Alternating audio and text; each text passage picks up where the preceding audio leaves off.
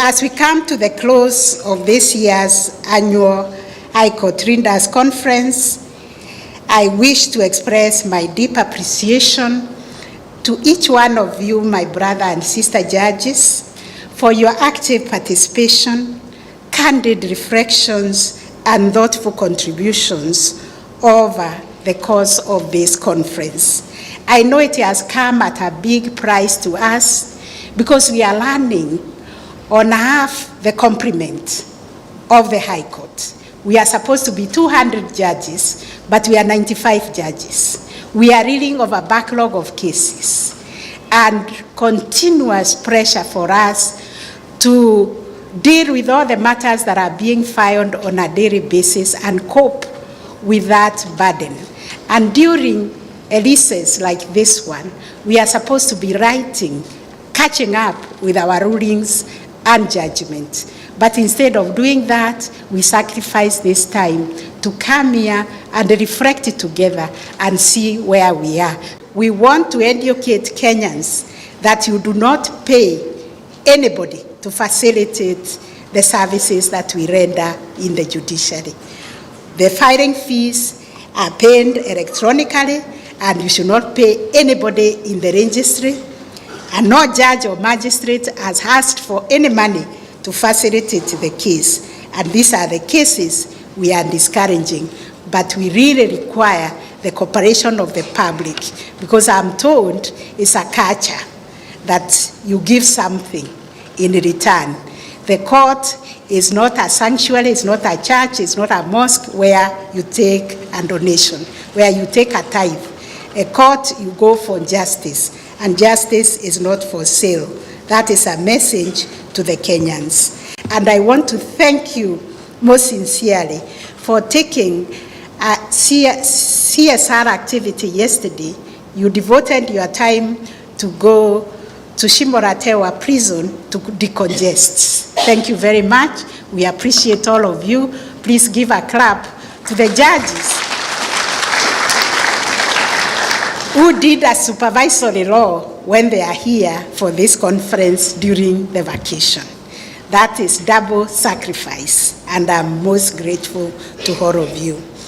This responsibility is a cardinal one of supervising our subordinate courts. It is a core function of your leadership role. The subordinate courts are the face of justice for many Kenyans, and it is through your effective supervision that we can ensure we have consistency, we have professionalism, and we have quality service across all levels of our judicial system. In partnership with the Kenya Prison Service and the wider criminal justice colleagues, the High Court has intensified sentence review sessions aimed at easing congestion while upholding both accountability and humanity. Guided by our blueprint and the twin pillars of restorative and green justice, our judges have examined 120 cases this week alone at the Shimoratewa prison, and I salute their diligence. 49 individuals will now serve their sentences under structured probation programs that emphasize rehabilitation and community service, while 20 having demonstrated good character and readiness to reintegrate have roughly been released to join their families. This approach holds offenders to account, honors victims' need for redress, and at the same time opens a pathway for healing, for rebuilding, and even environmental stewardship, because some of them will serve in tree planting and other cleaning activities of our environment. One of the recurring challenges that continues to taint the image of the judiciary relates to the presence of brokers and imposters operating within our court premises. We know them. These individuals who position themselves as intermediaries are giving judges and judicial officers a bad name and contributing to the negative public perception of our institution. I believe that is why the Chief Registrar of the Judiciary has enforced the requirement that all our staff in the registry must wear their judiciary name tag. So I urge all of you to take deliberate steps to eliminate these brokers from our court corridors.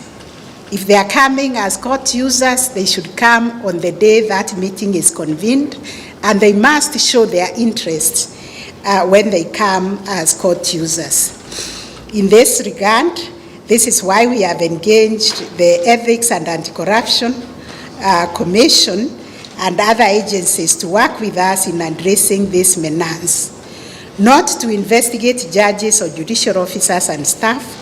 That is the responsibility of the Judicial Service Commission. But whoever is committing an offense is an offense.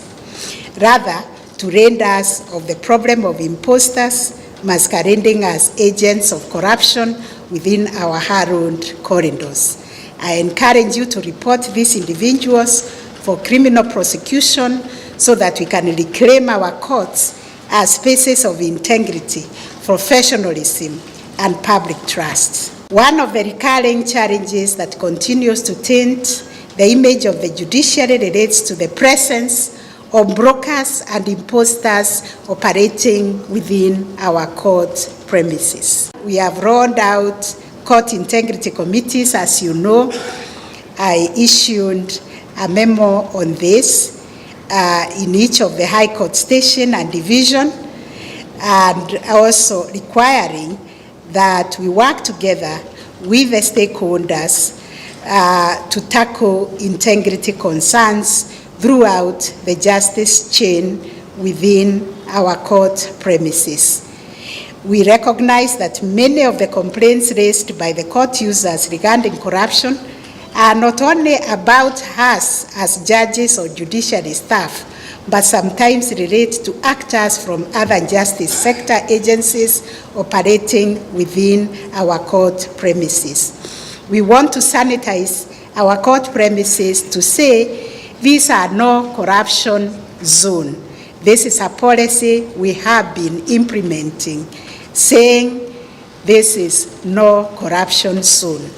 So through the court integrity committees, we intend to bring together all the relevant stakeholders, judges, judicial officers, advocates, investigating agencies, and civil society actors to collaboratively design strategies for preventing, detecting, and responding to corruption and unethical practices within our courts.